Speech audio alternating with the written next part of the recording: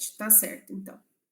Então, olha só, continuando o que a gente estava falando para fazer esse fechamento ali, que eu estava comentando da PAI, então eu acho bem importante a gente pensar pelo outro lado da situação, né?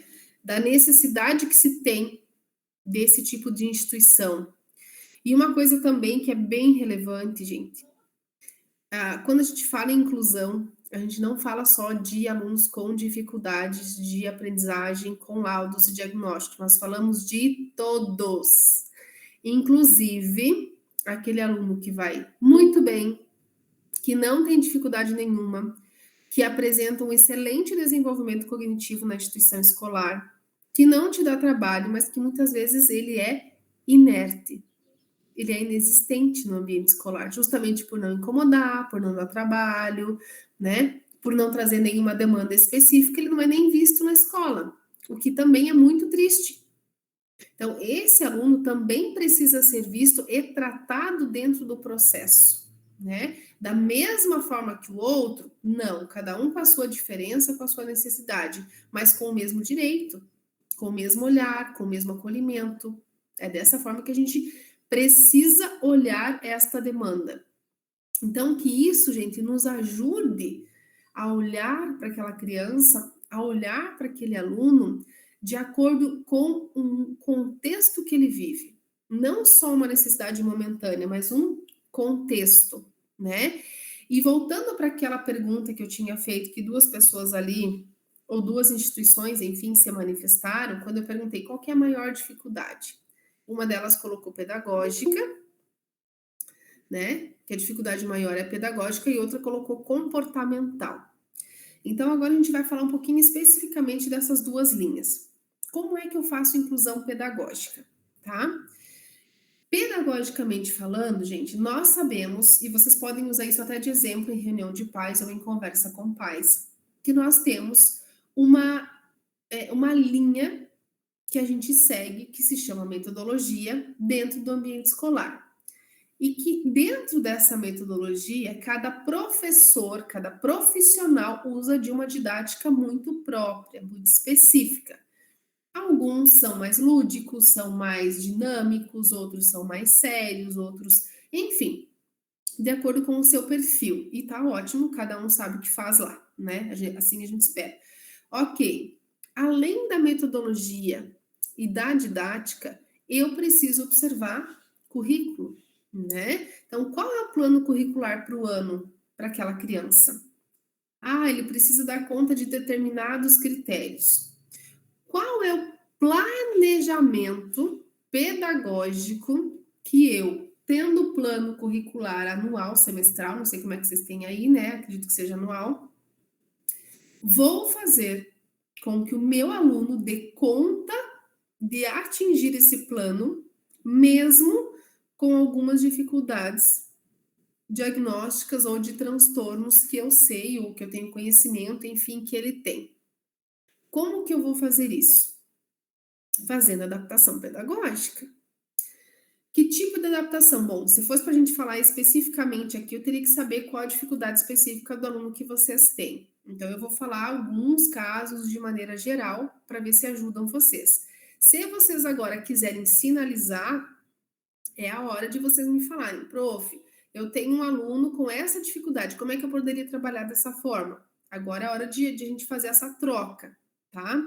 Então, qual a dificuldade, por exemplo, de um aluno que tem descalculia? Vamos pegar. Você sabe o que é descalculia, né? É a criança que tem dificuldade no senso numérico. O pessoal entrou agora. Acho que agora deu certo. São as crianças, né? Os alunos que têm dificuldade com o senso numérico, com quantidades exatas, né? Então, você coloca uma conta ou um número no quadro e ela olha para o número, ela sabe, ótimo, Karine, já vou para o teu comentário aqui, tá? A gente já vai falar um pouquinho disso. E a gente coloca para essa criança um número e ela escreve outro, né? Tem criança que escreve o número 3 espelhado e olha para você e fala que é o número 8. E você fala, mas como que é o número 8? Daqui a pouco ela vai lá e fecha aquela bolinha do 3 e diz, viu? Eu não disse que era o 8? E é assim que ela vê o número 8, né? Então, quando eu falo de descalculia, as crianças que têm descalculia, gente, elas têm direito de usar a calculadora, porque elas não conseguem fazer cálculos abstratos, cálculos mentais.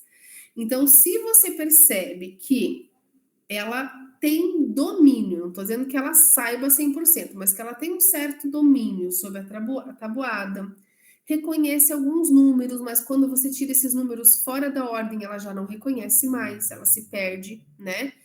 E você percebe que o uso da calculadora facilita o processo de compreensão, não de resposta, de compreensão, você pode autorizar que a criança com descalculia em diagnóstico fechado, né? Porque senão cada mãe vai dizer que o filho tem descalculia para usar a calculadora. Não é assim que funciona. Tudo dentro da lei, tudo especificadinho, com laudo, tudo certo, né? Ela tem direito a usar a calculadora. Uma criança com dislexia, ela pode não ter desconto ortográfico? Sim, claro que pode.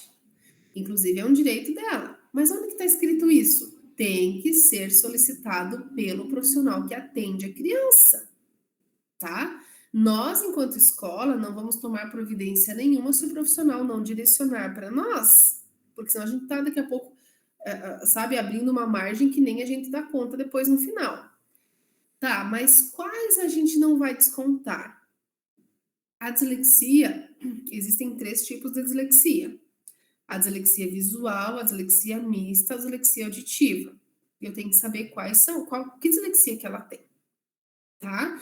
E aí o profissional precisa me dizer que ela não faz reconhecimento fonético, por exemplo, do B, do D, do T e do F. Ah, então tá. Então são essas 4 letras. Sim. Num período de 6 meses, a gente não vai descontar. Mas a partir do momento que essa criança vai tomando consciência fonológica, porque ela precisa estar em terapia, em processo de acompanhamento clínico para que a escola mantenha o não desconto ortográfico, aí a gente combina uma data com o profissional. Ah, pode ser 6 meses? Pode, porque em 6 meses o profissional vai ter um tempo para trabalhar consciência fonológica com a criança. E aí o profissional volta em 6 meses para a escola e fala: olha, ela já consegue diferenciar o T e o D, mas o F e o V ainda não. Então vamos permanecer por mais um período sem desconto de erro ortográfico do F e do. Beleza, gente, é isso, tá? Essas são as adaptações. Quando a gente fala, as meninas estão pedindo ali para a gente falar um pouquinho sobre TDAH e agressividade, né? Que já é questão comportamental. Então, vamos primeiro terminar aqui a parte pedagógica, tá? E tem muito, né? E como tem criança agressiva na escola. Então, assim, essa parte pedagógica, gente, a gente precisa trabalhar muito com, assim, eu preciso conhecer muito a criança para saber o que é que eu vou adaptar para ela. Vou dar um exemplo para vocês de uma criança disgráfica, tá? Que passa às vezes até despercebido pelo professor. O que eu preciso adaptar para uma criança disgráfica? Sabe aquela criança que você a linha está ali visivelmente. Se você perguntar para ela onde é que está a linha do caderno, ela vai lá e te mostra, tá aqui a linha do caderno. E aí ela começa, ela olha para o quadro e ela começa, daqui a pouco ela tá lá na outra linha, dela volta, dela vai de novo, a gente fala que sobe o morro, né? Enfim, é para começar no início da linha, mas ela já começa no meio, às vezes ela vai até o final, às vezes ela não vai, ela já começa na linha de baixo, que é o que é essa disgrafia? É a não organização da escrita dela, né? Então, como que eu vou trabalhar? Ou isso pode ser usado até para o próprio autismo, em processo de alfabetização.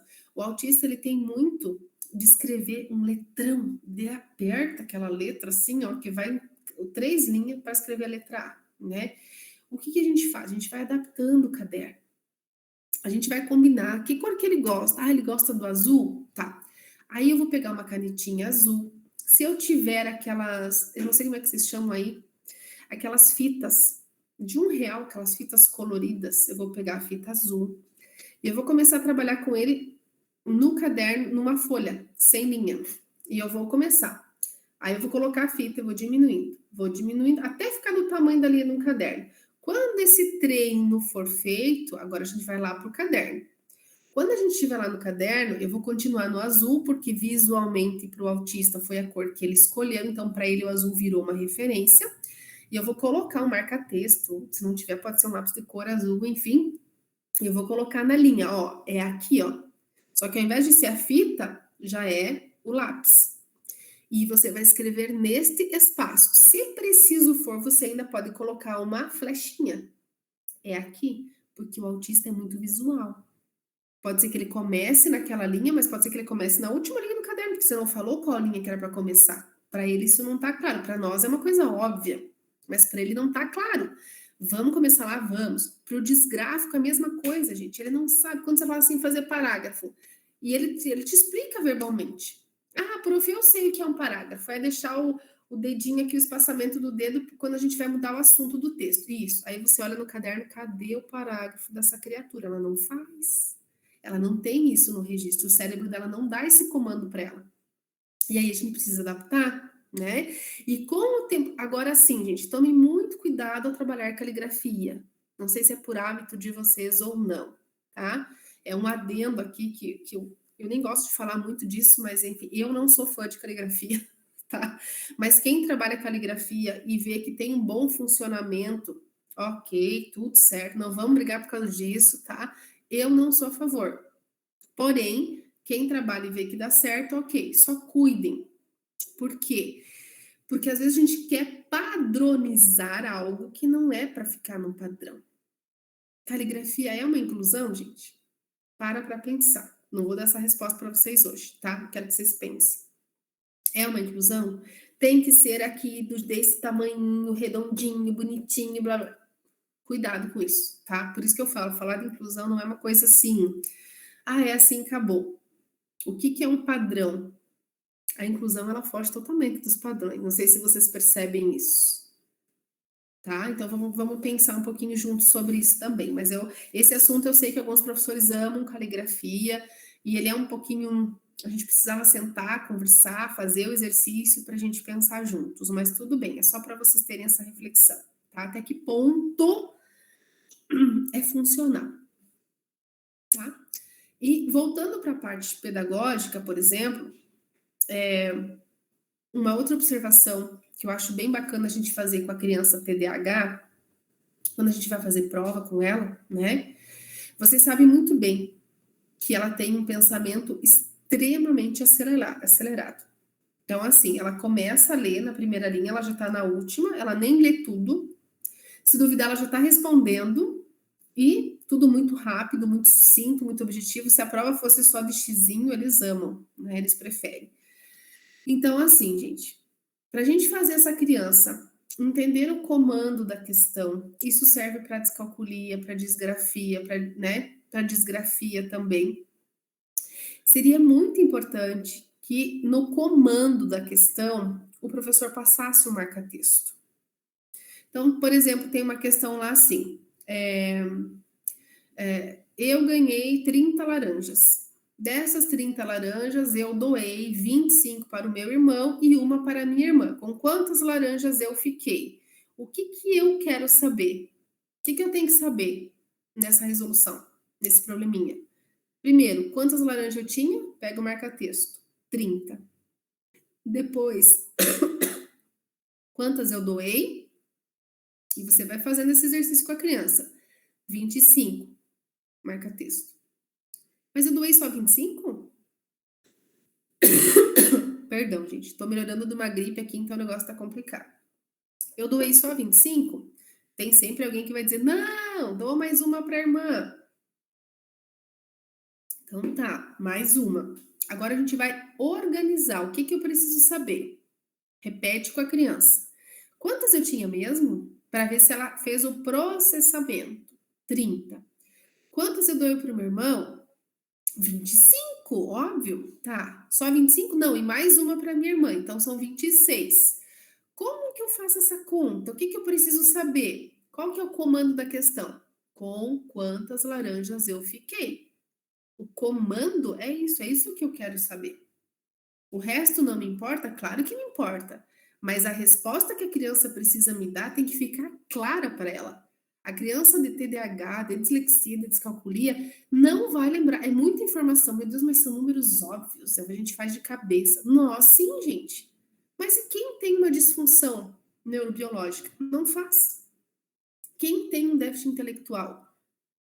Eu tenho alunos aí do 8º, 9º ano que não fazem um cálculo desse, não conseguem, né? Então a gente vai lá para o papel agora, eu quero saber com quantas laranjas eu fiquei, nunca esquecendo com quantas laranjas eu tinha, né? Porque é a partir disso que a gente vai ter todo o resto do resultado. E aí a gente monta, a gente estrutura toda essa conta, né? E quando chegar no final, a gente comemora se a criança acertar. Mas vocês percebem que é todo um passo a passo de adaptação com essa criança? Então não é um processo fácil, incluir não é nada fácil, né? Mas meu Deus, Vanessa, como que a gente vai ter tempo de fazer isso? Eu tenho 33 alunos em sala, tenho 5 TDAH. Desses 5, um é agressivo, tá batendo em todo mundo, né, gente? Aí também vai muito do olhar da escola. A professora também precisa ser incluída. Ela tá pedindo socorro? Eu preciso de ajuda? Sozinha eu não tô dando conta? Aí o trabalho fica fragmentado também, né? Então eu preciso de ajuda. Então, quando eu tenho uma atividade mais complexa, se alguém puder vir me ajudar, ótimo. Não precisa ser em todos os momentos, né? Mas uma atividade que exige mais cálculo, raciocínio mental, raciocínio lógico, eu preciso de um apoio. E aí a gente vai trabalhando isso com a criança. Quando ela for fazer a prova, visualmente ela sabe, porque você já treinou ela nos exercícios, que os comandos e as informações principais estarão destacados. Se você não destacar, ela já se perde. Ela vai dizer assim: o que é para fazer? E ela leu. Se duvidar, ela tem até uma leitura fluente ali, mas vai chegar no final, ela vai dizer: o que é para fazer? Entendi. E aí você, daqui a pouco, quando ela for crescendo, se desenvolvendo, você vai ensinar ela esse recurso, que é isso que a gente faz em clínica. Ela ter o recurso próprio, porque ela não pode ficar dependendo do professor a vida inteira. Vocês acham que o professor do ensino médio vai passar o grifo lá na prova? Não vai nada, gente. Nem tem esse olhar, né? Até lá, essa criança está treinada, porque ela já passou todo o processo de inclusão da vida dela e ela está treinada, ela mesma faz isso. Ela mesma faz. Eu tenho uma aluna do 3º ano do ensino médio que é deficiente intelectual. E hoje ela faz coleção de marca-texto. Ela fala: minha prova de matemática é rosa. A minha prova de língua portuguesa, de gramática, é verde. Tudo assim, gente, tudo separadinho. Inclusive, a impressão da prova dela é na cor que ela identifica. Então, a prova dela é impressa na folhinha verde. A de matemática é na rosa. Ela sabe. Ela sabe, e a prova é muito mais visual, né, do que no registro. Então, por exemplo, para trabalhar sequência ou mapa, geografia, ela vai super bem, porque é visual e ela corresponde. Agora, uma produção de texto, ela não consegue. Então, o que a professora faz? Coloca, recorta o texto para ela, um texto já produzido, recorta, coloca num saquinho e pede para que ela trabalhe sequência textual. Ela precisa organizar pelo menos a sequência do texto e fazer uma leitura daquilo, já que o texto produzido ela não dá conta de fazer ainda. Meu Deus, mas já está no 3º ano do ensino médio, gente. É uma deficiência intelectual moderada. Talvez ela vá para a faculdade sem saber e ela passe, porque ela tem os direitos dela, né? Ela pode levar alguém para ajudá-la na avaliação. Ela tem direito a isso por lei. Então, ela é amparada legalmente. Por isso que eu digo assim, não adianta a gente ficar brigando com a inclusão, não aceitando e não vou adaptar e não vou fazer. Não dá mais, não dá mais, tá? Não dá para ficar tapando só com a paneira, não. Então, a gente tem que trabalhar a inclusão até para que a acessibilidade de informação que chega para uma, chegue para todas as crianças, cada uma do seu jeito, né? Falando um pouquinho sobre a questão de ordem comportamental, gente, com o comportamento, o buraco é mais embaixo, principalmente quando se trata de agressividade, né?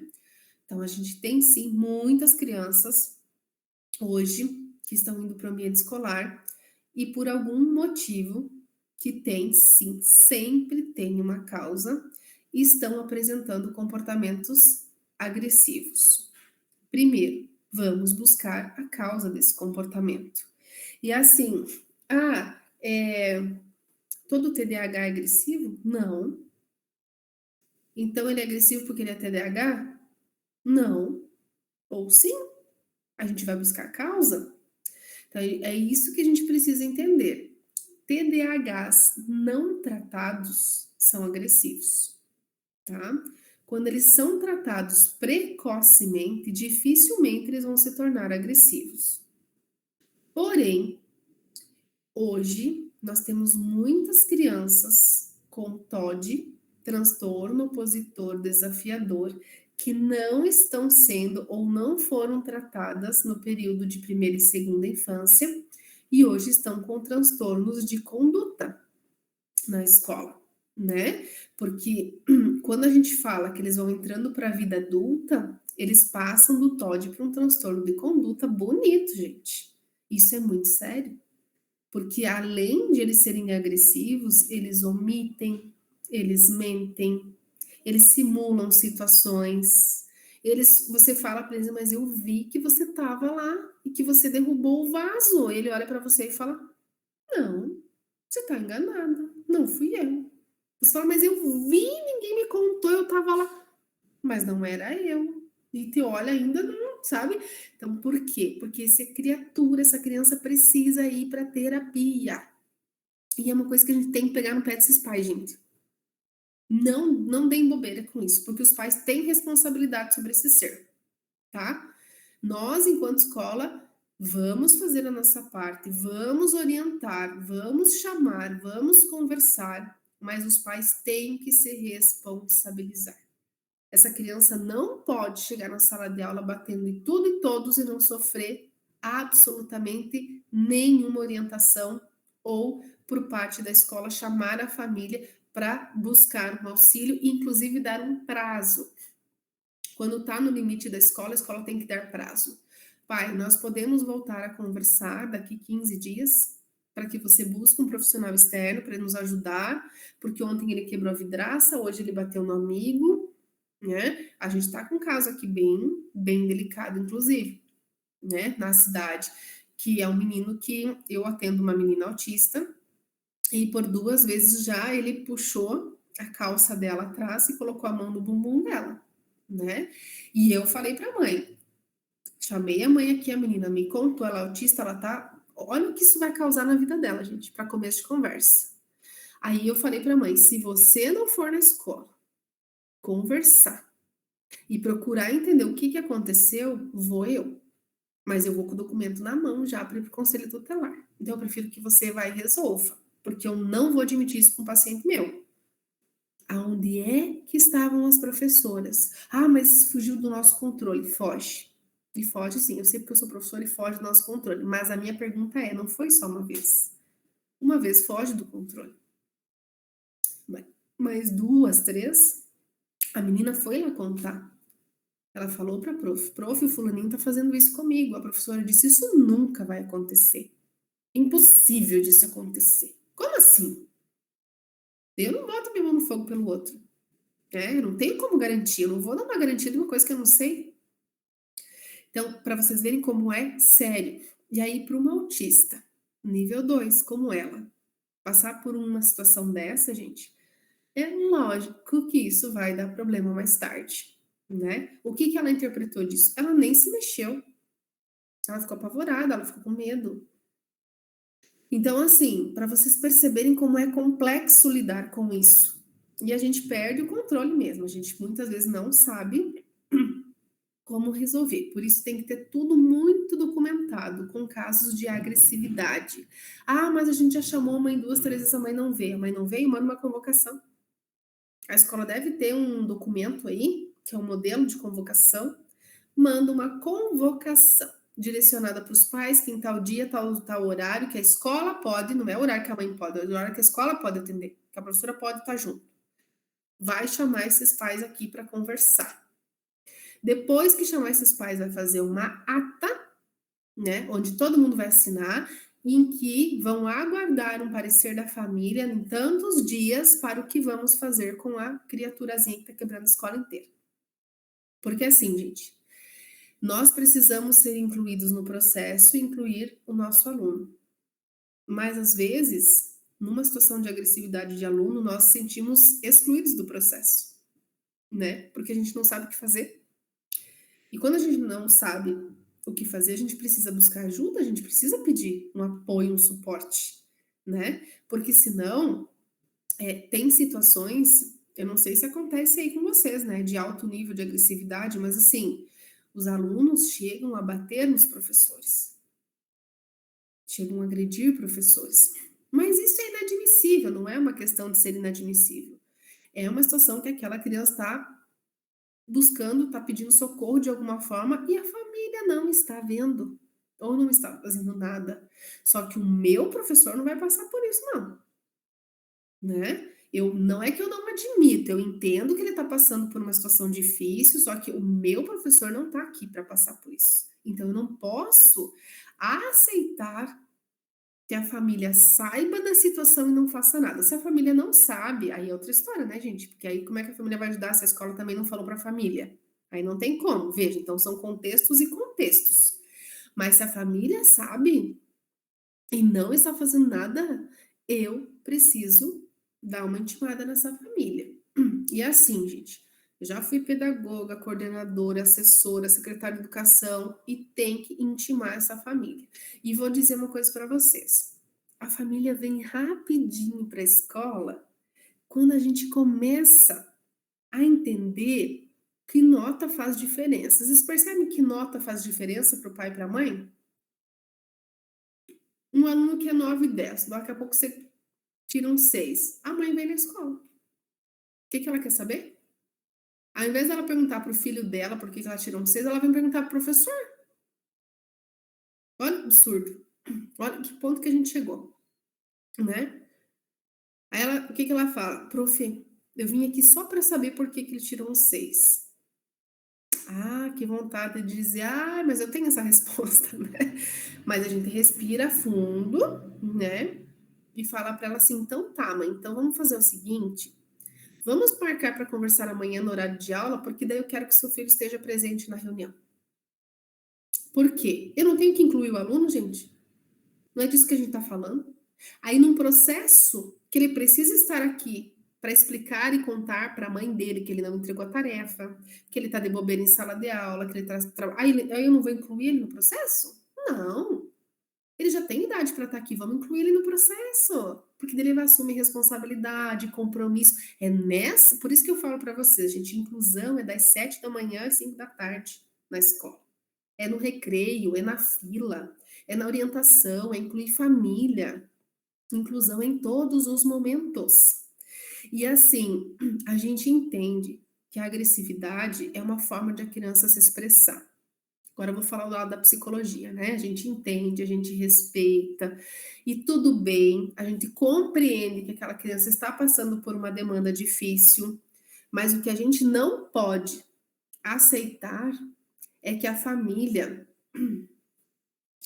Eu já leio aqui, tá, Jovita? É que a família saiba de tudo isso, esteja vendo tudo isso, está consciente de tudo isso e simplesmente cruza os braços e não faz nada. E os professores lá estão sofrendo. Isso a gente não pode. A gente precisa ir atrás, a gente precisa buscar isso.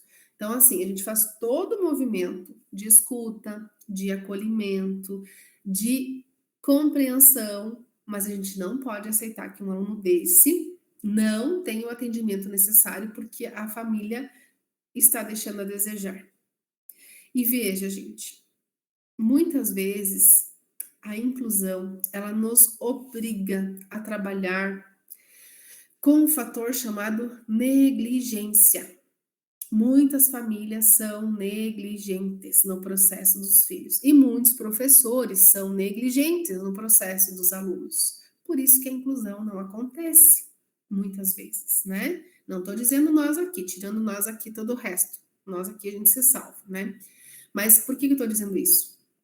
Porque se a família está sendo negligente, ela também precisa responder por isso.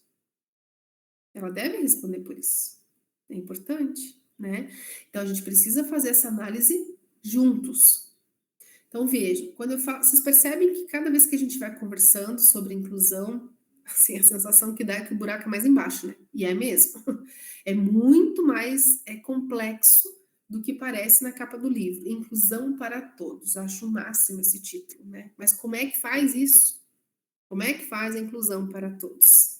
E a gente precisa, a gente não tem receita de bolo, como eu já falei para vocês, tá? A partir de que idade o aluno pode estar presente na reunião com os pais? Depende do contexto, gente. A partir do primeiro ano já. Se o aluno tem tomada de consciência, você percebe que ele está consciente do que ele fez e que ele assumiu isso para você, mas não para a família, ele tem esse manejo articulatório, né? Ele fez a articulação para quê? Para que na escola eu vou assumir para não ser punido, mas em casa eu vou negar para não ser punido. Então vamos chamar ele para reunião, né? Vamos conversar junto. E assim, gente, tomem muito cuidado quando vocês levam a criança para reunião, para a mãe não dizer assim, você expôs o meu filho. Faz o seguinte passo a passo que funciona. Chama os pais para reunião, chamou, chegou os pais e tal. Então, então, mãe, a gente tem uma situação para relatar do seu filho. Sempre comece em uma reunião familiar, isso vocês já sabem, né? Mas enfim, vou repetir. Sempre comece em uma reunião com a família do teu aluno, que é filho deles, filho é uma coisa que vem das entranhas, então sempre começa colocando os pontos positivos. Nem que você tenha chamado a mãe para falar que o aluno quebrou a escola inteira, você vai começar pelos pontos positivos. E você começa a relatar. Não olham para o outro aí não, hein, pessoal da PAI, porque é bem assim mesmo. Tô achando que ele tem um professor ali, né? Olha, tem um professor ali, ó, bonitão ali no povo da PAI. Olha, bendito o fruto entre as mulheres. Outra vez quero estar aí, hein? Vejam só. Sempre comece uma reunião nomeando. Deixa claro para a mãe, então, a gente chamou vocês aqui para conversar sobre o desenvolvimento do seu filho e a gente também gostaria de fazer alguns comentários sobre o comportamento, tá? Então vejam só. Ele, graças a Deus, ele tá super bem cognitivamente, ele tá respondendo os critérios. Nossa, ele terminou a atividade bem bacana, ele tá fazendo uso do dicionário, ele está começando a demonstrar maior organização, ele está começando a esperar a sua vez de falar, ele está entendendo já a parte de raciocínio lógico. Eu até trouxe uma atividade aqui de matemática para vocês verem como ele foi bem, estou tão orgulhosa dele, mãe. Pronto, aí você já ganhou a mãe e o pai. Mas tem uma situação que a gente precisa conversar seriamente sobre o Joãozinho, né? E aí a mãe já fica, ai, fui chamada para ouvir, porque o que a mãe fala? Você foi chamada lá só para eles falarem mal do meu filho. Negativo. A gente mostrou os pontos positivos ali. Se ela esqueceu dessa parte, o problema é dela. Mas a gente mostrou, tá? Aí você começa. Então, mãe, já é a terceira vez, conforme a gente já comentou na reunião anterior, né? Que ele está muito agressivo. Ontem ele mordeu 2 colegas e bateu no rosto de uma menina. Então, a gente está tendo uma sensibilização, uma mobilização de outros pais que estão vindo pontuar essa agressividade do seu filho e que nos incomoda pelo fato de que nós queremos ajudar o seu filho. E a gente sabe que tem algo que não está certo, que não está legal com ele, e talvez a agressividade é o meio dele demonstrar isso. A gente quer muito ajudar o seu filho, mas a gente precisa de um profissional externo agora nesse momento. Não sei se vocês nos entendem, né? Talvez um psicólogo, talvez um terapeuta, alguém que possa nos ajudar e também até nos orientar em relação a esse processo todo com ele, porque ele escuta a gente, mas dá 5 minutos ele vai lá e morde de novo, e briga de novo, e tira o material do outro, derruba no chão, passa a perna. Mas assim, a gente está super disposto a ajudar, entende? Aí vocês vão pela beiradinha. A mãe entendeu o recado, né? Ai, pois é, em casa também a gente não sabe o que fazer, tá muito difícil. Então, mas vocês já pensaram num profissional clínico? Talvez ele possa ajudar, porque veja, nós somos pedagogos, né? Ou eu sou professora de matemática, ou eu sou professora de português, então talvez tenha alguma coisa de uma outra ordem, seja emocional, organizacional, que está desestruturando ele. E aí ele está demonstrando esse comportamento aqui, e o que me preocupa, mãe, é que os amiguinhos estão se afastando. Ah, você quer matar uma mãe, você fala isso para ela. Imagina se afastarem do meu filho tão lindo, tão querido. Ela vai procurar ajuda. É que os amiguinhos estão se afastando dele, sabe, mãe? e ele tá ficando sozinho, e a gente não tem como obrigar a outra criança, porque é um direito da outra criança não ficar perto de outra que tá agredindo ela, né. Então vejam, mexeu na ferida da mãe, mexeu. Aí a mãe vai dizer: "Meu Deus, eu já não sei mais o que fazer", aí você dá uma direção, se você tiver o cartão da outra profissional, você já entrega o cartão: "Ó, vai nessa profissional". Tem mãe que você tem que desenhar, se ela não entende, ela sai dali e não entendi o que a escola falou, entendeu sim, né.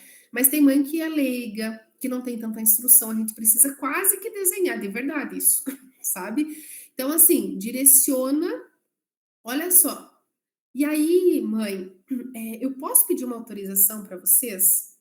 Quase terminando a reunião você vai fazer isso. Posso pedir uma autorização para vocês? Claro, professor, porque aí você já elogiou o filho, você já falou que quer ajudar e tá. Eu vou chamar ele rapidinho, o Joãozinho aqui, para ele contar a última situação que foi hoje pela manhã. E você corre, não espera nem a mãe responder, já corre lá e chama e traz ele aqui. E aí você, a mãe disse o quê? A mãe tá ali, sim, claro, né? E aí vamos ouvir. João, olha só, a prof chamou você aqui agora, a mamãe e o papai estão aqui porque a gente quer ouvir você. A gente está dando oportunidade de ouvir. Aí você explica para o aluno, você fala para ele. A prof comentou que você está melhorando nesses aspectos, mas a prof também comentou com a mamãe que a gente está querendo muito te ajudar com esse comportamento que não está tão legal, né, João? Então eu queria que você, porque a prof confia muito em você, que você relatasse para a mamãe o que aconteceu hoje de manhã na escola. Vejam, gente, você deu todo o amparo para a família, porque se você chamar o aluno sem autorização dos pais, eles podem dizer que você está expondo a criança, tá? Então cuida para não fazer isso. Chama eles, pede autorização deles, então eles te autorizam, você vai lá, chama a criança e aí ela conta na frente dos pais. É a melhor coisa, não tem erro, tá? Mas tem que fazer todo esse processo passo a passo mesmo. Esse tipo de situação de agressividade ou algo assim, eu não sugiro que vocês atendam sozinhos, sempre com mais um profissional, então ou a professora e a coordenadora, ou a coordenadora diretora, enfim. E de preferência, gente, a pessoa que esteve presente na ocasião, tá? Ah, a zeladora viu. Não, não é isso. Mas eu digo assim: ah, no final da aula ficaram três professoras viram. Chama uma daquelas que viu, para ela relatar. Porque daí é mais consistente para aquele pai, para aquela mãe, sabe? E questões de agressividade, gente, a gente precisa ter um olhar muito cauteloso, tá? Porque essas crianças, como a gente já conversou da outra vez, estão passando muito tempo nas redes sociais. A gente não sabe, a gente não tem controle do que elas estão assistindo, do que elas estão vendo, e elas estão reproduzindo isso. E às vezes os pais sabem, e às vezes os pais não sabem, e às vezes essa criança também não está tendo noção do quanto ela está se prejudicando, né? E prejudicando os demais. E vou dizer uma coisa para vocês: sempre, sempre que uma criança oferecer riscos para ela ou para os colegas, a gente tem obrigação, tá? Não é nem querer, a gente tem obrigação de sinalizar para essa família o quanto antes. Por quê? Ah, mas ele só bateu ali. Amanhã, mas ele só foi um empurrão. Porque vai chegar uma hora que a família vai dizer assim: pois é, mas vocês nunca me chamaram? Como que a gente ia ajudar? A gente nem sabia o que estava acontecendo. A gente soube pela filha da vizinha que foi lá em casa no final de semana e conversou.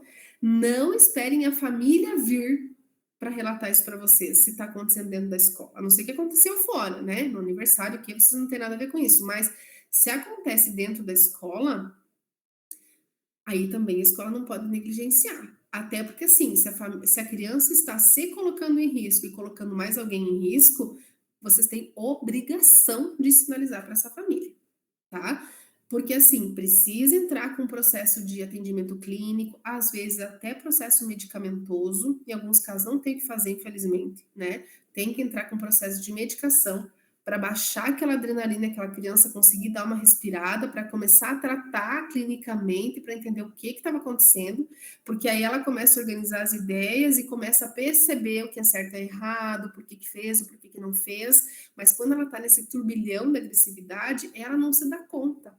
Às vezes ela nem está percebendo, né? E se for um TOD, um transtorno de conduta, ou algo mais severo nesse sentido, né, transtornos mentais psiquiátricos, a gente precisa fazer os encaminhamentos. É uma obrigação nossa, né? Assim como é obrigação da família buscar os encaminhamentos solicitados pela escola para que o negócio comece a fluir de maneira mais adequada, tá bom?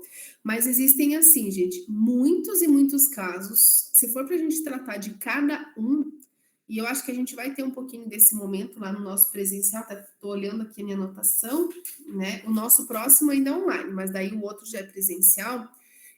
A gente vai poder conversar um pouquinho melhor sobre isso presencialmente, sobre cada os casos que mais têm chamado a atenção de vocês. Porque assim, ó, hoje, por mais que a gente esteja falando de inclusão e esse processo ele é importantíssimo acontecer todos os dias na sala de aula, a gente tem que tomar alguns cuidados de como vai abordar a família e de como vai abordar o aluno, né? Vocês conseguem perceber que o professor hoje está muito exposto?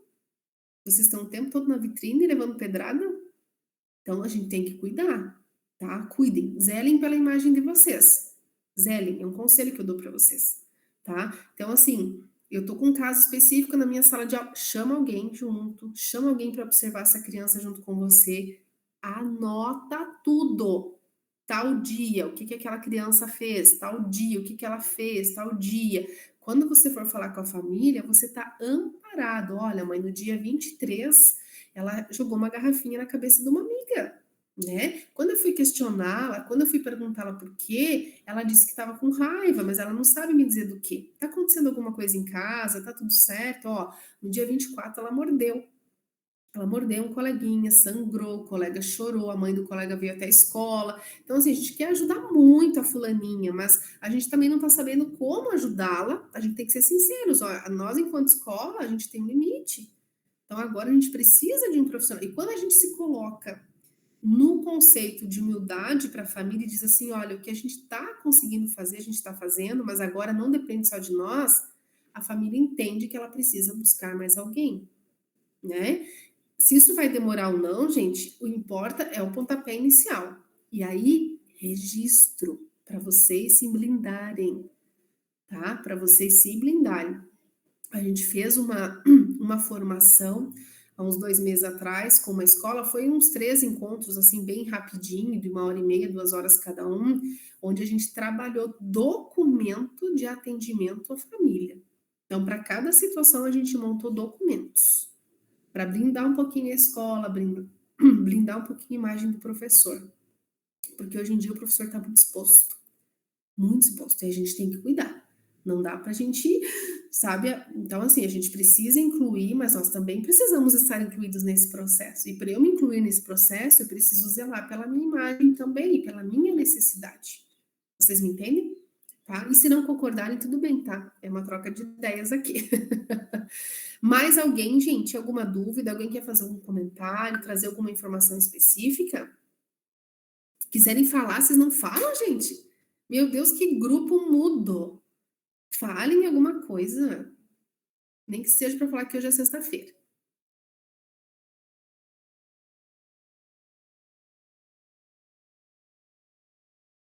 Tô falando, Janete, mas eu falei para você que tinha que ser de manhã, porque à tarde o pessoal já tá, como diz uma amiga minha que vem aqui, morrido, né? Não é nem morto, é morrido.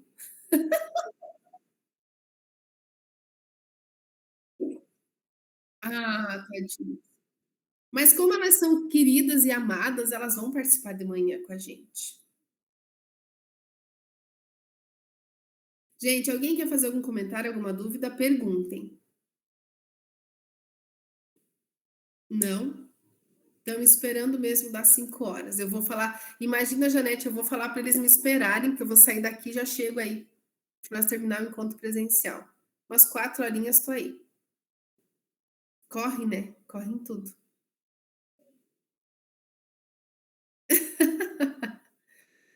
Gente, então olha só, a Lúcia falou que eu posso ir. Olha aí, ó, me espera aí, Lúcia, que eu já tô chegando, querida. Gente, então olha só, vamos pensar um pouquinho em algumas situações que a gente comentou aqui, que foram abordadas, tá? Bem, assim, ó, bem racionalmente, inclusão e efetivamente inclusão e amor, tá? Não existe inclusão sem amor. Não existe. Não tem como. E se vocês têm dúvidas, parei para pensar, Vanessa, naquilo que você comentou e tal. Obrigada, Adila. Vocês também são bem-vindos em São Bento quando precisar, tá? Venham para cá. Se vocês precisam de um material, de um livro, algo nesse sentido, podem mandar no chat também, que eu já vou, que eu providencio e de repente levo para vocês quando a gente for presencial, tá bom? Pode ser assim? Então, acho que é isso, né, Janete? Por hoje encerramos. Agradeço a presença de vocês. Não sei se a Janete precisa tirar uma foto para constar o pessoal, abram as câmeras, enfim. Eu não sei fazer isso, gente, mas enfim. Se alguém souber, por favor, se manifeste. Isso. E aí a gente encerra.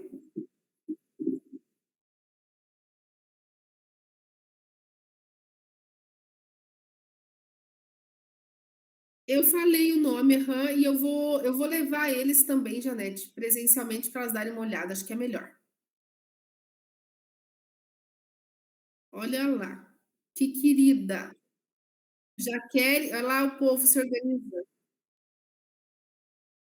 Olá, pessoal que está na foto da Juliane e Rafaele, lindas. Essa chamada aí tá variando já. Vamos tirar a foto. Sorriso, a Janete fala, fala, mas ela tá séria.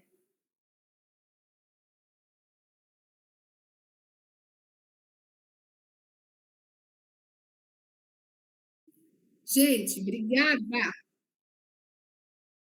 Pessoal de Santa Maria não abre o vídeo, mas a gente vai fazer uma foto bem linda presencial quando eu for aí. E ai desse povo aí, se não me der chimarrão, hein? Já vão apanhar. Então tá bom. Tá bom, amor.